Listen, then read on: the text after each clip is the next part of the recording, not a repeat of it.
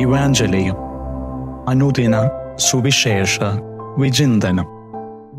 ലൂക്കായുടെ വിശുദ്ധ സുവിശേഷം 11-ാം അധ്യായം 37 മുതൽ 41 വാക്യങ്ങളിൽ നാം കാണുന്നത് യേശുവിൻ്റെ ഹൃദയസ്പർശിയായ ഒരു ഓർമ്മപ്പെടുത്തലാണ്. ദാനധർമ്മം ആപത്തിനെ തടയും. ഈ വാചകം നമ്മൾ പല ഭണ്ഡാരപ്പെട്ടികളിലും കാണാറുണ്ട്. പലപ്പോഴും നമ്മൾ നമ്മുടെ ആപത്തിനെ തടയാൻ വേണ്ടിയിട്ട് ദാനം ചെയ്തിട്ടുണ്ട്. പക്ഷേ ഇന്നത്തെ ഗോസ്പലിൽ ഈശോ പറയുന്നത് ശുദ്ധിയുടെ ചില വിചാരത്തെ പറ്റിയാണ്. നിങ്ങൾക്കുള്ളവ ദാനം ചെയ്യും, അപ്പോൾ നിങ്ങൾക്കെല്ലാം ശുദ്ധമായിരിക്കും എന്നാണ്. ഈശോ ഒരു ഫരിസേയ പ്രമാണിയുടെ വീട്ടിൽ ഭക്ഷണം കഴിക്കാൻ പോകുന്നു. അവിടെ ഈശോ കൈ കഴുകി ശുദ്ധി വരുത്താത്തതിനെ പറ്റി ഫരിസേയൻ അത്ഭുതപ്പെടുമ്പോഴാണ് ഈശോ ഈ വചനം പറയുന്നത്. കവർച്ച കൊണ്ടും ദുഷ്ടത കൊണ്ടും അശുദ്ധമായിരിക്കുന്ന അകം ശുദ്ധിയാക്കാതെ പുറമേയുള്ള കൈ ശുദ്ധിയാക്കുന്നതിൽ എന്തർത്ഥമാണെന്നുള്ളത് എന്നാണ് ഈശോ ചോദിക്കുന്നത്. വിശുദ്ധിയുടെ യഥാർത്ഥ ചൈതന്യം മനസ്സിലാക്കാതെ ചില പ്രവർത്തികളിൽ മാത്രമുള്ള ഒരു അവതരണമായിട്ട് ഫരിസേയൻ അതിനെ ചുരുക്കുകയാണ്. ഇന്നത്തെ ലോകം പുറം പ്രകാശത്തിൻ്റെ ലോകമാണ്. സോഷ്യൽ മീഡിയയിൽ നാം നല്ലവനായി കാണിക്കാം, മറ്റുള്ളവർക്ക് മുന്നിൽ വിശുദ്ധൻ്റെ മുഖം കാണിക്കാം.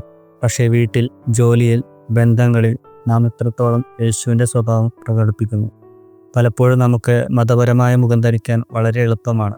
പക്ഷേ ദൈവം നോക്കുന്നത് നമ്മുടെ ഹൃദയത്തിലേക്കാണ്. ക്രിസ്തു നമ്മോട് പറയുന്നു, നിങ്ങളുടെ ഹൃദയം ശുദ്ധമാക്കുക, അപ്പോൾ നിങ്ങളുടെ ജീവിതം ദൈവത്തിൻ്റെ പ്രതിഫലമായി. അതുകൊണ്ട് ഇന്നത്തെ ലോകത്തിൽ നാം ചോദിക്കേണ്ടത്, എൻ്റെ ഉള്ളിൽ യേശുവിൻ്റെ സ്നേഹമുണ്ടോ? എൻ്റെ വാക്കുകളിൽ ദൈവത്തിൻ്റെ കരുണ പ്രതിഫലിക്കുന്നുണ്ടോ? ഞാൻ മറ്റുള്ളവരെ അവഗണിക്കുന്നവനോ അല്ലെങ്കിൽ കരുണയുടെ കണ്ണുകളോടെ കാണുന്നവനോ? യഥാർത്ഥ വിശ്വാസം പള്ളിയിൽ തുടങ്ങുന്നതല്ല, അത് വീട്ടിൽ, വഴിയരികിൽ, മറ്റുള്ളവരോടുള്ള ബന്ധത്തിൽ പ്രകടമാകുന്ന ഒന്നാണ്.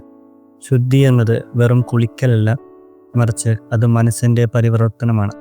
പുറത്ത് നല്ലവനായി കാണപ്പെടുന്നെങ്കിലും ഉള്ളിൽ ദൈവം വസിക്കുന്നവനായി മാറുക, അതാണ് യേശുവിൻ്റെ സന്ദേശം. ക്രിസ്തു നമ്മെ വിളിക്കുന്നത് കപടവിശുദ്ധിയിൽ നിന്ന് സത്യവിശുദ്ധിയിലേക്കാണ്. ദൈവം കാണുന്നത് നമ്മുടെ ഹൃദയത്തിലേക്കാണ്. അങ്ങനെ നമ്മുടെ ജീവിതം ദൈവസ്നേഹത്തിൽ വളരട്ടെ, കരുണയിലൂടെ ശുദ്ധിയിലേക്ക് ഉയരട്ടെ. നിങ്ങളുടെ ഉള്ളിൽ ദൈവസ്നേഹമില്ലെങ്കിൽ നിങ്ങളുടെ ബാഹ്യ ആരാധനയും പ്രാർത്ഥനയും ദൈവത്തിന് പ്രസാദമല്ല. പലപ്പോഴും നമ്മുടെ ജീവിതത്തിലെ പല നന്മകളും അതിൽ യഥാർത്ഥ ചൈതന്യത്തിൽ ഉൾക്കൊള്ളാതെ ചില പ്രവർത്തികളിൽ നമ്മൾ അവസാനിപ്പിക്കാറുണ്ട്. ഉദാഹരണമായിട്ട്, ഉപവാസം എന്നത് ദൈവത്തോടു കൂടെയുള്ള വാസമാണെന്നും അല്ലാതെ കേവലം ഭക്ഷണം വർജിക്കുന്നത് അല്ലെന്നും നമുക്കറിയാം. പക്ഷേ പലപ്പോഴും നമ്മുടെ ഉപവാസങ്ങൾ കേവലം ഭക്ഷണം വർജിക്കുന്നതിൽ മാത്രം അവസാനിക്കാറുണ്ട്. അതുപോലെയാണ് നമ്മുടെ പല നന്മകളും. എല്ലാ നന്മകളുടെയും ഒരു ആന്തരിക ചൈതന്യത്തിലെ പ്രവർത്തിക്കാനായിട്ട് ഈശോ ഇന്നത്തെ സുവിശേഷത്തിലൂടെ നമ്മോട് ആവശ്യപ്പെടുകയാണ്. ദൈവം നമ്മളെ അനുഗ്രഹിക്കട്ടെ.